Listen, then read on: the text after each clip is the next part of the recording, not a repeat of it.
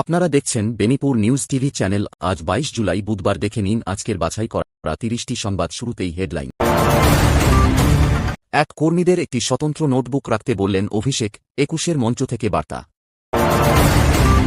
BJP ব্যক্তিগত সম্পত্তি নয়, সরাসরি দলে যোগদান নিয়ে তৃণমূলকে নিশানা মমতার। অমিত শাহকে কটাক্ষ করে অভিষেকের বক্তব্য। অভিষেককে ফিরিয়ে আনুন, 1 মাস সময় দিচ্ছি। শহীদ সমাবেশের মঞ্চ থেকে মদনের মন্তব্য। মমতা বন্দ্যোপাধ্যায়কে পুলিশ বাড়ি থেকে তুলে নিয়ে গেল, এমন অভিযোগ। মমতার বকুনিতে মঞ্চেই তৃণমূল নেতাদের ভর্ৎসনা, অভিষেকের কটাক্ষ। সংসদের অধিবেশন নিয়ে দ্বিতীয় দিনের পরিস্থিতি। দেশের ইতিহাসে সবচেয়ে তরুণ বিরোধী নেতা প্রসঙ্গে প্রধানমন্ত্রী মোদীকে আক্রমণ রাহুলের। কৃষকদের দিল্লি চলো অভিযানে সংঘর্ষ, কৃষক নেতাদের আতঙ্ক। 2 বছর পর অবশেষে নীরবতা ভাঙলেন সংশ্লিষ্ট নেতা। 21শে জুলাইয়ের মঞ্চ নিয়ে হাইকোর্টে মামলা, পুলিশের পদক্ষেপ নিয়ে প্রশ্ন। ভোটে দাঁড়ানো নিয়ে কংগ্রেসের ক্ষোভ।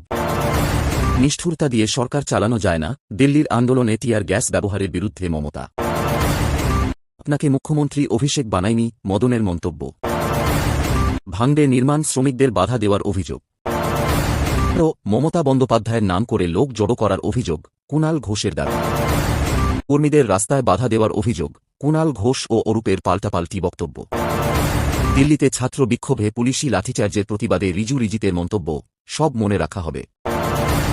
ইউক্রেন উপকূলে জাহাজে হামলা, ভারতীয় নাবিকদের নিয়ে বিদেশ মন্ত্রকের বক্তব্য। 107 কোটি টাকার প্রতারণার অভিযোগে কলকাতাসহ একাধিক জায়গায় ইডির তল্লাশি। মুর্শিদাবাদ থেকে কর্মীদের আগমন, 21-এর মঞ্চ ঘিরে বিশেষ কৌশল। 21-এর সাজানো মঞ্চে দুষ্কৃতীদের তাণ্ডবের অভিযোগ, মমতা ও অভিষেকের নিরাপত্তা জোরদার। নির্মীয়মান সুড়ঙ্গ পরিদর্শনে কেন্দ্রীয় প্রতিনিধি, বাংলায় গুরুত্বপূর্ণ বৈঠক। অনলাইন প্রতারণা বাড়ছে, কলকাতায় ভয়ঙ্কর অভিজ্ঞতার শিকার 4 সরকারি কর্মী, সতর্ক করল লালবাজার।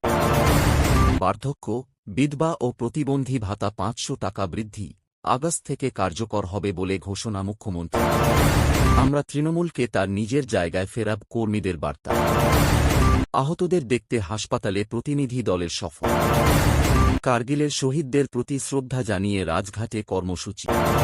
কয়েক লক্ষ লোক, পদপিষ্ট হওয়ার মতো অবস্থা, বক্তব্য রাখতে উঠে বললেন মমতা। বিদ্যুৎস্পৃষ্ট হয়ে 2 ছাত্রীর মর্মান্তিক মৃত্যু। অসুস্থতা সত্ত্বেও দ্রুত হুগলিতে পৌঁছালেন তৃণমূল সভাপতি।